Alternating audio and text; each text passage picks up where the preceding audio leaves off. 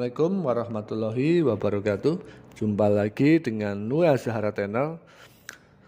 Pada kesempatan kali ini kita akan membahas basic knowledge lagi, tips dan trik cara kerja dari Wastegit pada turbocharger ya. Oke, sebelum kita masuk ke pembahasan, silakan like, komen, dan subscribe ya agar membantu saya lebih bersemangat lagi membuat video-video ke depannya. Dan jangan lupa bagikan kepada rekan-rekan semuanya bila video ini dirasa bermanfaat. Dan tulis di kolom komentar jika ada pertanyaan tentang pembahasan kali ini. Oke, kita akan masuk di sini. Kita kenal dengan istilah turbocharger ya. Turbocharger ini nanti ada pada engine di generasi ketiga. Yaitu generasi ketiga bukan berarti pada sistem engine-nya ya, tapi pada sistem air intake sistemnya. Karena pada engine generasi pertama nanti kita mengenal ada yang namanya normally aspirated. Apa itu sih normally aspirated? Yaitu udara yang masuk ke ruang bakar dia akan menggunakan hisapan dari piston itu sendiri. Jadi udara yang masuk itu hanya berdasarkan hisapkan piston, sehingga kuantitinya akan lebih sedikit dibanding dengan engine generasi kedua yang menggunakan turbocharge. Tapi engine yang menggunakan turbocharge di sini hanya meningkatkan kuantiti dari udaranya, ya. Tapi kerapatan udaranya masih sangat besar dibandingkan dengan engine generasi ketiga yang kita bahas. Menggunakan turbocharge dan menggunakan aftercooler atau intercooler sebagai media pendinginnya, sehingga udara yang masuk ke ruang bakar lebih banyak, partikelnya lebih rapat karena didinginkan sama aftercooler. Efeknya apa? Efeknya ketika udara yang masuk ke ruang bakar di sini lebih banyak, efeknya pembakaran juga akan lebih baik ya, karena kuantiti bahan bakar dan udara akan semakin seimbang ya, sesuai dengan kebutuhannya, sesuai untuk engine yang menggunakan FIP atau fuel injection pump ataupun menggunakan CRI atau common rail injection. Secara garis besar nanti turbo ini dia terpasang pada sisi bagian outputnya engine ya, terutama di sisi bagian exhaust manifold ya. Nah, di sisi exhaust manifold di sini dia akan menggerakkan di sisi bagian belakangnya turbo, sehingga dia akan menggerakkan sisi di bagian outputnya turbo atau yang kita kenal dengan impeller untuk membantu mengambil udara dari luar sesuai dengan hisapannya yang menuju ke ruang bakar di sini ya, sehingga dengan kondisi tadi ada yang namanya aftercooler dan didinginkan, kerapatan udara yang masuk akan jadi lebih banyak. Oke, kita nggak bahas di situ. Nah, kita akan bahas dari cara kerja turbonya. Kenapa sih bisa meningkatkan kenaikan udara yang masuk ke ruang bakar? Yaitu karena di sini secara gambaran turbo ini bentuknya akan seperti ini ya.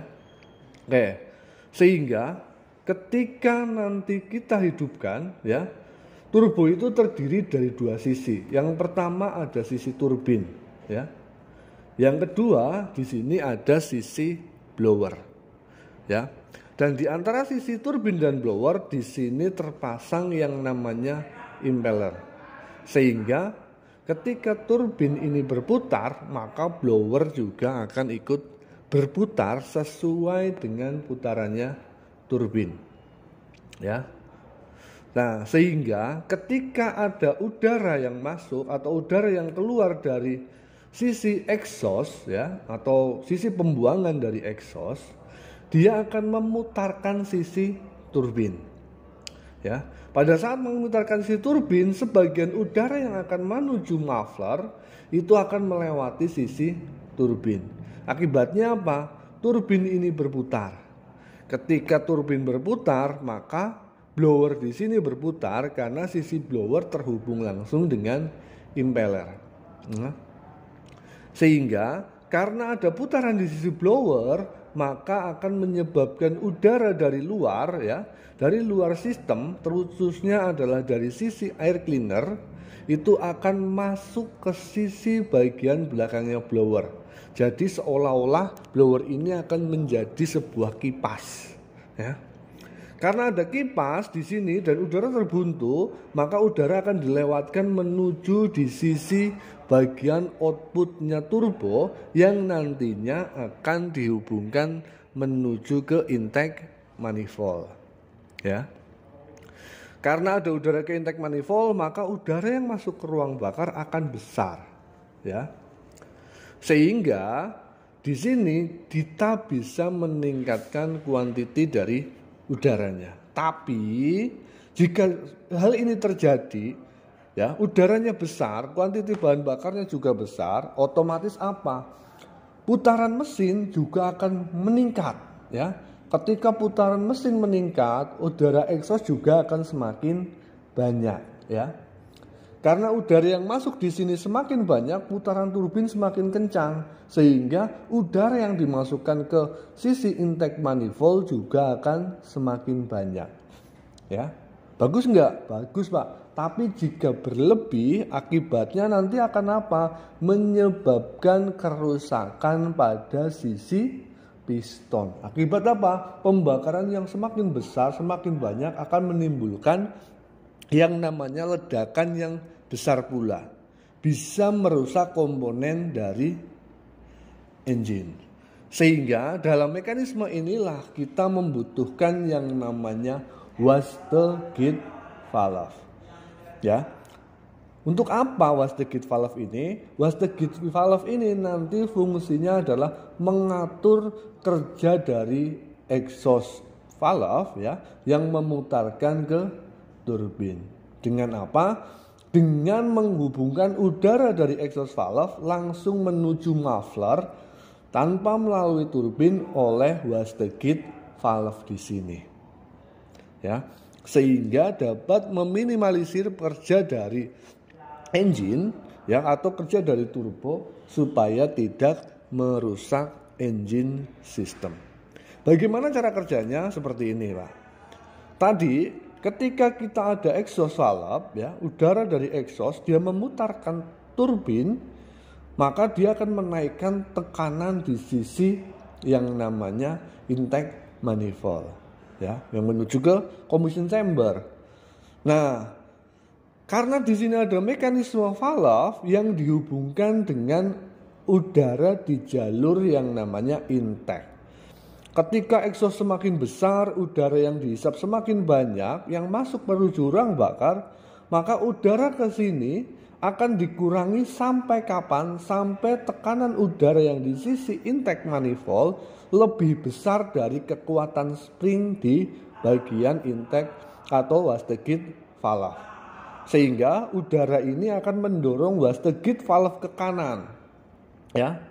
Yang awalnya jalur wastegate gate valve ini tertutup, udara exhaust menuju ke turbo seutuhnya ini akan dibuka. Ya.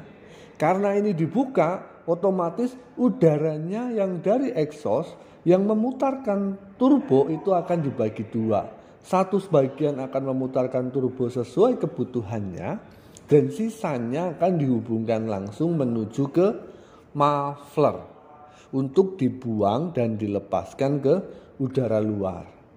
Sehingga kalau ada udara yang memutarkan turbin ini berkurang, maka putaran dari impeller atau dari blower juga akan berkurang. Sehingga tekanan udara yang masuk ke ruang bakar akan disesuaikan sesuai kebutuhannya dari engine, sesuai dari besar kemampuan spring untuk menahan tekanan di sisi intake manifold. Sehingga engine jadi lebih awet tapi dengan performa terbaiknya. Oke.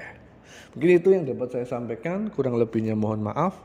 Jika ada pertanyaan silakan tulis di kolom komentar dan bagikan ke teman-teman yang lain. Semoga video ini bermanfaat. Terima kasih. Assalamualaikum warahmatullahi wabarakatuh.